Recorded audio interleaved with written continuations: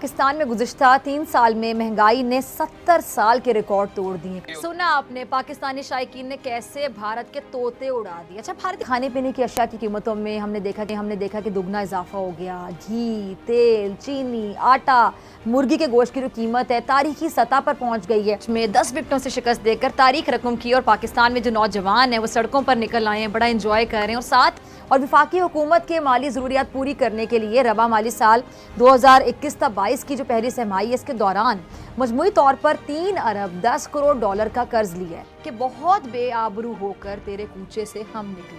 भारत हार के बाद बहुत ही बेआबरू होकर, बहुत बेइज्जत होकर मैदान से निकला। अब दूसरी जानिब आलमी मार्केट में खाम तेल की कीमतों में इजाफे और डॉलर के मुकाबले में जो रुपए की तारीखी बेकदरी है उसके 22 नवंबर से पेट्रोलियम मसनूआत की कीमतों में मजीद इजाफे का इम्कान है।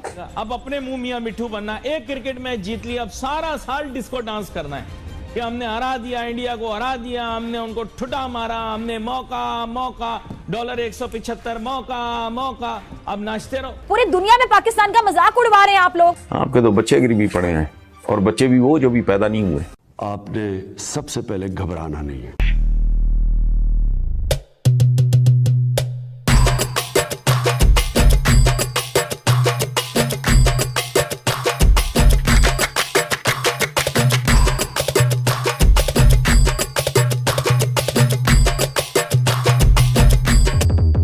शिकस्त से दोचार कर दिया क्योंकि पाकिस्तान ने भारतीय टीम को ऐसा घुमाया कि गरजने बरसने वाला भारतीय मीडिया तो चकरा कर ही रह गया। वो कहते ना दिल को ठंड पड़ जाना।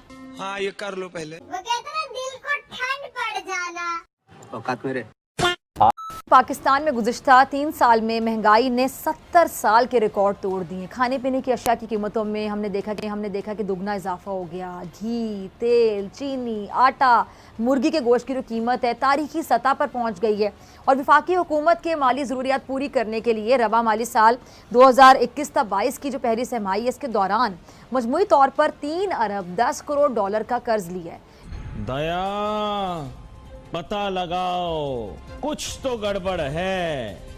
ऐसा कैसे हो सकता है कि रुपी जो है वो मुस्तकिल फ्री फॉल में आया हुआ है और डॉलर जो है वो जनाब ऊपर की तरफ जाता ही जा रहा है। शोबा तहकीक मुझे बता रही है कि इंटर बैंक मार्केट में 175 रुपए का हो गया डॉलर। इक़्तिसादी अमूर डिवीजन ने कर्जों से मुतालिक जो तफसीलात हैं, डिटेल्स हैं वो जारी की हैं, जिनमें बताया गया है कि जी रवा माली साल के पहले 3 महीने में पाकिस्तान को 17 अरब रुपए की ग्रांट्स मौसूल हुई हैं। और रिपोर्ट में ये भी बताया गया है कि हुकूमत ने कमर्शियल बैंकों से 45 करोड़ 70 लाख डॉलर का कर्ज हासिल किया है। और जो एशियाई तरक्याती बैंक है उसने पाकिस्तान को 45 करोड़ 99 लाख डॉलर कर्ज फराहम किया है। अब दूसरी जानिब आलमी मार्केट में खाम तेल की कीमतों में इजाफे और डॉलर के मुकाबले में जो रुपए की तारीखी बेकदरी है उसके 22 नवंबर से पेट्रोलियम मसनूआत की कीमतों में मजीद इजाफे का इम्कान है। अब ना समझ में आने वाली बात है ये आपकी जिसे आपके अनस्ट्रक्चर्ड इकोनॉमी के अंदर जहां पे रिफॉर्म का कोई नाम और निशान ना हो, जो एक रेंट सीकिंग इकोनॉमी हो, जहां प्रोडक्शन नील बटा नील, जहां कोई भी एक सड़क सीधी नहीं बनी हुई मुल्क के अंदर, एक सुई बनाने की काबिलियत नहीं रखते, एक सुई नहीं बना सकते इस मुल्क के अंदर। अगर आपको सुई भी बनानी तो मशीन भी बाहर से आएगी, लोहा भी बाहर से आएगा। वैसे ही आपको बता रहा हूं। तो फिर आपको खुद ही पता है कि डॉलर ऊपर जाएगा। अब अपने मुंह मियां मिठू बनना, एक क्रिकेट मैच जीत लिया, अब सारा साल डिस्को डांस करना है कि हमने हरा दिया, इंडिया को हरा दिया, हमने उनको ठुटा मारा, हमने मौका डॉलर 175 मौका, अब नाचते रहो। और ओगरा ज़राए का ये कहना है कि पेट्रोल 8 रुपये, हाई स्पीड डीजल जो है वो 9.5 रुपये, मट्टी का तेल 7 रुपये और लाइट डीजल की कीमत 6.5 रुपये फी लीटर इजाफे का इम्कान है। ओ भाई, इधर गरीब आदमी का पेट खाली है, वो क्रिकेट पे खाक डांस करेगा? नहीं, आप मुझे बताएं, गरीब आदमी का पेट खाली हो तो क्रिकेट पे थोड़ी डांस करेगा। बुरा ना मानना, मैं क्लियर कट बात करता हूं, स्ट्रेट फॉरवर्ड। और मेरे साथ जिरानी करो 175 रुपए डॉलर वालों, मेरे साथ जिरानी करो, अपना ख्याल करो तुम्हारे मुल्क का क्या हाल हो रहा है, एक्सचेंज रेट का क्या हो रहा है। जुबैर साहब, डॉलर के ओपन मार्केट जो रेट है वो मुल्क की तारीख में पहली बार 175 रुपए पे पहुंच गया है। और ये जो इंटरबैंक मार्केट है उसमें डॉलर की कदर 174 रुपए से भी तजावुज़ कर गई। तो डॉलर की बढ़ती हुई कीमत और ये जो गिरती हुई मईशत है क्या इसकी वजह ये है कि जो हुकूमती पॉलिसीज़ हैं वो नाकाम हो रही है, हुकूमत को हैंडल करना नहीं आ रहा है, स्ट्रैटेजी बनानी नहीं आ रही है, हिकमत अमली सही नहीं है, या आपको और भी कोई वजूहत दिखाई देती हैं? देखिए जी, जितनी बातें आपने कही ना सारी है। मैं समझता हूँ कि स्ट्रेटजी भी ठीक नहीं ठीक है है, और हिकमत अमली भी ठीक नहीं है। ठीक है। और जो इस वक्त जो सप्लाई एंड डिमांड का जो डॉलर की जो हालत है, उसको अगर आप देखें तो उसके सारे असबाब हमारे सामने हैं। उन असबाब का कोई सद्देबाब नहीं किया गया। प्रॉब्लम क्या है, जो मैं समझता हूँ कि देखिए, अगर अब 175 पे डॉलर पहुंचा है तो डॉलर भी एक कमोडिटी है। डॉलर जब आप डॉलर की डिमांड, ये डॉलर की जो है आज जो पोजीशन है 175 रुपए, ये इसकी 175 भी क्रॉस कर गया। लास्ट जो बैंक रेट आए थे वो 175 रुपए 50 पैसे हो गए। मतलब ये तारीखी हुदूद सारे रिकॉर्ड जो है ना, वो डॉलर ने अपनी बुलंदी की तोड़ दी है पाकिस्तानी करेंसी के सामने। तो अगर हाल रहा तो इसके रिपरकशंस आपको इन्फ्लेशन का एक मतलब बहुत बड़ा एक भौचाल आ जाएगा।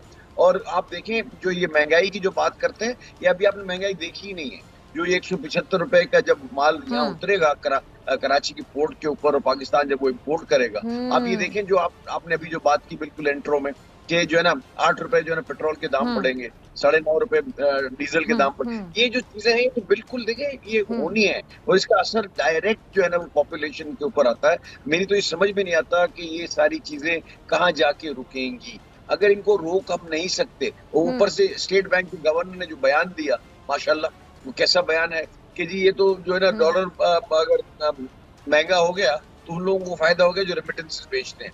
मेरा उनसे सवाल ये है कि कितने लोग रेमिटेंस करते हैं।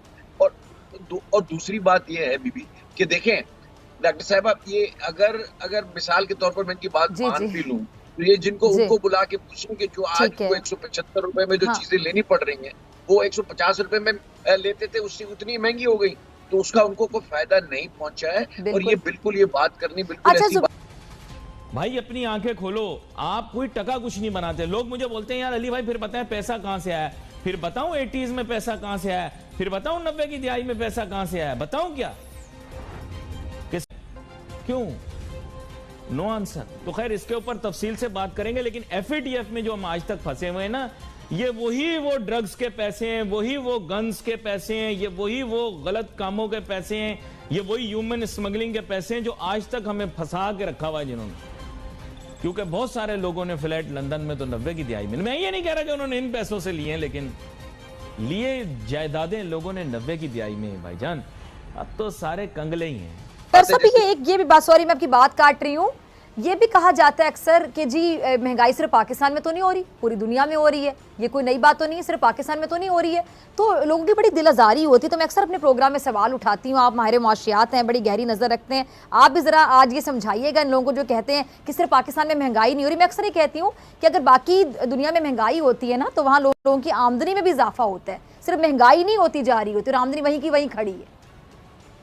देखिए बात ये है, उसका जवाब बिल्कुल सिंपल है कि पर कैपिटा इनकम को अगर आप जब तक नहीं देखेंगे, और फिर अगर ये बात करेंगे कि अमेरिका में भी महंगाई हो गई, अमेरिका में जो महंगाई हुई है उसकी एक बड़ी वजह जो है वो $2400 भी खानदान गवर्नमेंट ऑफ यूनाइटेड स्टेट्स उनको वैसे ही घर बैठे दे रही है। और उसके अलावा जो उनके काम है वो अपने उसकी वो स्पेंडिंग इकोनॉमी है, उसका हम कैसे अपने साथ मुकाबला कर सकते हैं। आप मुकाबला करें ना श्रीलंका के साथ, आप मुकाबला करें बांग्लादेश के साथ, आप मुकाबला करें इंडिया के साथ, जहाँ जो है ना जो वहाँ दाम है चीजों के, आप उसके वहाँ आटे के दाम देख लें, वहाँ शुगर के दाम देख लें और यहाँ के देख लें। टेक्निकली अगर आप इसको मुझे पूछें कि ये एज ए इकोनॉमी के लिहाज से या इकोनॉमिक्स के लिहाज से ये कैसे होना चाहिए, तो बात उसमें बिल्कुल सीधी सी है डॉक्टर साहबा कि ये जो इसको जो छोड़ देना, इसको ढील दे देना। देखिए आज तक बहुत सारी जो है ना लोग, बहुत सारे गवर्नर्स बने, हमने हमेशा रुपए को प्रोटेक्ट किया और रुपए को प्रोटेक्ट करने के तरीके मौजूद हैं,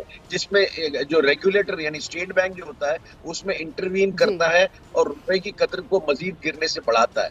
आप इसको अगर ये कहे कोई, लेकिन 3 फैक्टर उसके अंदर साफ साफ है कि पर कैपिटा इनकम आप देख लें, फिर जो महंगाई का बोझ है वो आवाम कितना बर्दाश्त कर सकती है, कितने लोग बिलो द पॉवर्टी लाइन ले रहे हैं, उनके अंदर कितना इजाफा हुआ, ये सबसे बड़ा बैरोमीटर है। और ये पिछले 5 साल के अंदर तकरीबन कोई 15% लोग जो बिलो द पॉवर्टी लाइन चले गए, जो पहले थे वो 25% के करीब थे, कुछ 40% के करीब बिलो द पॉवर्टी लाइन, जो इकोनॉमिस्ट कहते हैं, जो मैं सुनता हूँ, वो मैं सुन के आ रहा हूँ। ये अगर इन बातों को अगर देखें तो गवर्नमेंट को मेरा ख्याल है, मैं तो ये सजेस्ट करता हूँ कि इसके अंदर मेजर्स लेने चाहिए।